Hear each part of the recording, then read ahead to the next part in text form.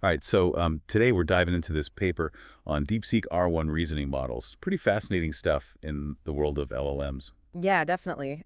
This paper goes into detail about DeepSeek-AI's first-generation reasoning models, DeepSeek R10 and DeepSeek R1. Okay, and what makes these models stand out? We've got a lot of powerful LLMs out there these days.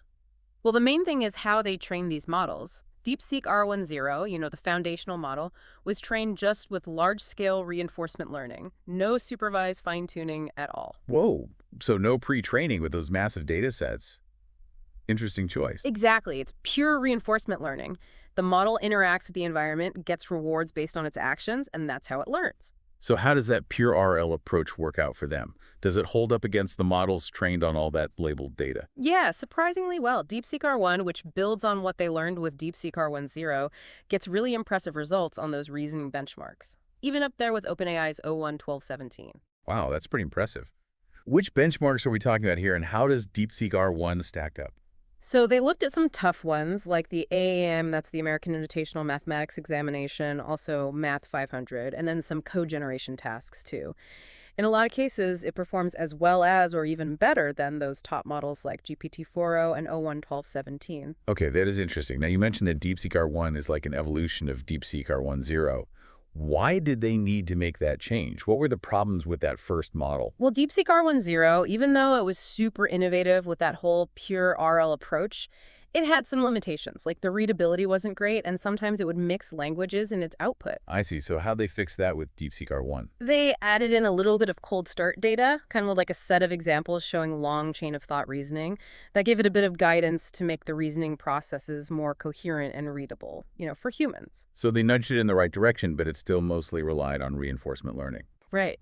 And that refinement led to DeepSeek R1, which kept all the good stuff from pure RL, but made the output more readable and less mixed up language-wise. Okay, cool. Tell me a little more about that cold start data. What's in it? Yeah, so they basically handcrafted examples of reasoning processes, showing the model a more structured and understandable way to approach problems. That helped refine the output without messing with the advantages of the RL foundation. So let's get into the technical stuff. How did they use reinforcement learning to get this complex reasoning behavior in DeepSeek R10? The key is the reward system. DeepSeek R10, the reward structure was simple, like it got rewarded for getting the right answer and using a specific format for the output. What kind of format are we talking about here? Basically, the model had to put its reasoning steps inside these think tags. That way they could clearly see the thought process that led to the final answer. So by rewarding both the right answer and that clear format, they basically forced the model to show its work. Exactly. That transparency is super important, right? You can actually see how the model is making its decisions, analyze it, and make it better. Now, did they keep the same reward structure for DeepSeek R1? For DeepSeek R1, they actually added to the reward system because remember how DeepSeek R10 had that language mixing issue? So they added a language consistency reward, which basically encourages the model to just stick to one language. That helped make the output even more readable. So it's like they found a balance between guiding the model and letting it learn on its own. This whole approach to training is pretty different from the usual supervised learning. Definitely. This research shows just how much potential pure reinforcement learning has for building these really complex reasoning abilities into LLMs. And speaking of interesting things, I wanted to talk about that aha moment they mentioned in the paper. It happened during training. With DeepSeek R10, what was that about? Yeah, so while they were training it, the researchers noticed that DeepSeek R10 started doing something kind of cool. It would actually take more time thinking about harder problems, like generating these longer and more detailed chains of thought before coming up with an answer. So it was basically learning to pause and consider different options before deciding on a final answer. And all that just from the reinforcement learning process. Yeah, it wasn't programmed to do that or anything. It just figured it out on its own through trial and error. It's pretty wild. It's like the model became aware of its own thinking. Did they give any specific examples of that aha moment happening? Yeah, there's a good example in Table 3 of the paper. They show the model working on a math problem, and at one point it generates this phrase, wait, that's an aha moment I can flag here. No, wait. It's like the model had this sudden realization like, oh, wait a minute. I was going about this all wrong. That's amazing. And that was purely from the reinforcement learning. Yeah, they didn't tell it to express its internal state like that. It just came up with it as part of its reasoning process. So this aha moment and all the results from DeepSeek R10 are pretty groundbreaking for AI. Yeah, I think so. It really changes how we think about creating machines that can reason. Pure reinforcement learning, well-designed rewards, and giving the model some freedom to learn all that can lead to some pretty incredible things. Well, we've covered a lot of ground today. We've gone through how they developed both DeepSeek R10 and DeepSeek R1, talked about their performance on those tough benchmarks, and even that surprising aha moment. And there's more. They also talk about how they distilled that reasoning power into smaller, more efficient models so more people can use this technology. That's super interesting. Let's talk about that next time. So this idea of distillation, it's like taking the knowledge from a big model like DeepSeek R1 and putting it into smaller models that are more, well, efficient. Ah, so it's like condensing a huge library into something more manageable, but keeping all the important stuff. Exactly. And it means we could use these powerful AI models on, say, less powerful hardware or even personal devices. Pretty cool, right? Definitely. So how does this distillation thing actually work? Well, they basically train these smaller models on data that was created by DeepSeek R1.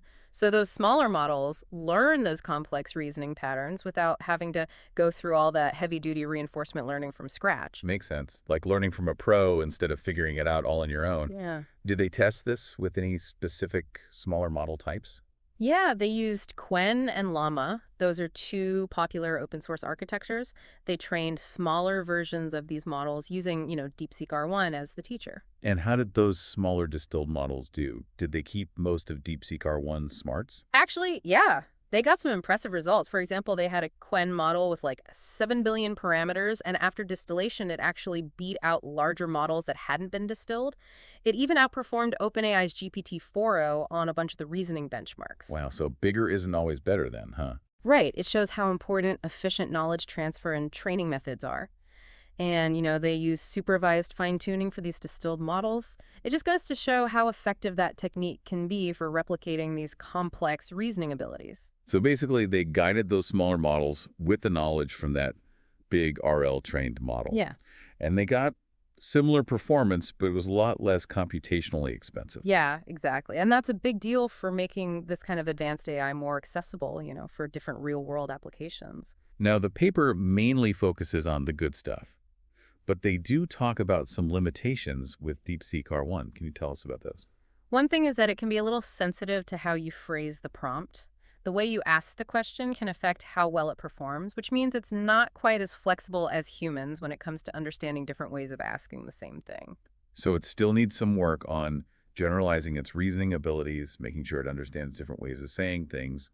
Yeah, and they also saw that DeepSeek R1 has trouble with tasks that need like complex interactions or generating output in a specific format like JSON. So it's great at the basic reasoning stuff, but it might need some tweaks for certain applications. Yeah, I mean, AI research is always ongoing, right? You're always refining these models to tackle new challenges. Right. And I thought it was cool that they included some of their unsuccessful attempts in the paper. You don't see that kind of transparency very often. Transparency is really important in research. It lets other researchers learn from both successes and, failures. It makes the whole research process more collaborative and efficient. For sure. Can you give us any examples of those approaches that didn't work out? What did they learn from them? Well, one thing they tried was using a process reward model, where they'd reward the model for taking steps that were likely to lead to the right answer. But it turned out to be really hard to figure out what a good step actually is for general reasoning tasks. Yeah, I can see that. It's a lot trickier than, say, figuring out good moves in a game like chess. Exactly. And they also experimented with Monte Carlo tree search, which works really well for things like Go. But when they tried to apply it to language generation, it just wasn't a good fit. So they went through a lot of trial and error, trying out different things, and eventually they landed on the strategies that actually worked. Yeah, that's the core of scientific progress, isn't it? Experimenting and learning along the way. Okay, so we've talked about the technical details, the results, even the bumps in the road, but we also need to talk about what this kind of AI means for society. Yeah, I agree. Building AI models that can reason this well, it raises some ethical questions. We have to make sure they're developed and used responsibly. Absolutely. Let's dig into those ethical questions and talk about how we can make sure this powerful technology is used for good. Okay, so we've spent a lot of time digging into the technical side of DeepSeek R1, but I think it's time to step back and think about the bigger picture, what this tech means for all of us. When you have AI that can reason this well, you have to talk about responsible development. Yeah, for sure. AI is becoming more and more advanced and integrated into our lives, so it's super important that these systems align with human values. Hmm. We need to consider the ethical implications. And the paper actually touches on some of those concerns. They mention that DeepSeek R1, even though it's good at reasoning, can be a bit sensitive to the way you phrase things. Yeah, Like, the model's output can change based on how you ask the question. That brings up some worries about bias and manipulation. that's a great point. The way we design those prompts and interact with these models really matters. We need to figure out ways to minimize those biases and make sure the systems are used fairly. And then there's the whole black box problem. DeepSeek R1 gets great results, but we don't really know how it's getting there, especially if we're going to use it for things like medical diagnoses or legal decisions. We need to understand its reasoning. Transparency is key. If AI is going to be making big decisions, we need to be able to interpret how it's thinking. That builds trust and helps us understand and refine these models better. They also briefly talk about the potential impact on jobs. If AI can do more and more things that humans used to do, what happens to the workforce? Yeah, that's a real concern. AI will definitely change the job market, and some sectors might see job losses. We need to be proactive about that, investing in education and retraining programs to help people adapt. So responsible AI development isn't just about the tech itself.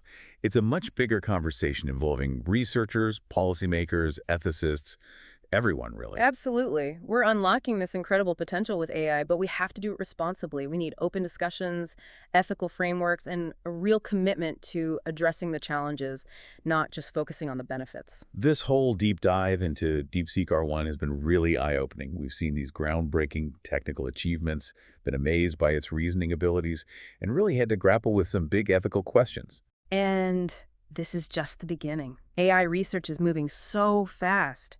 We're going to see even more breakthroughs, each with its own set of challenges and opportunities. It's exciting, but also a bit daunting. We need to be thoughtful and careful about how we move forward. Well, thanks so much for taking us through all of this. It's been really insightful. Glad to be here. It's important that everyone understands this stuff, as AI becomes more and more a part of our lives. And to our listeners, thanks for joining us for another deep dive. We'll be back soon to explore some more fascinating topics. Until then, keep that curiosity going, keep asking those questions, and keep on learning.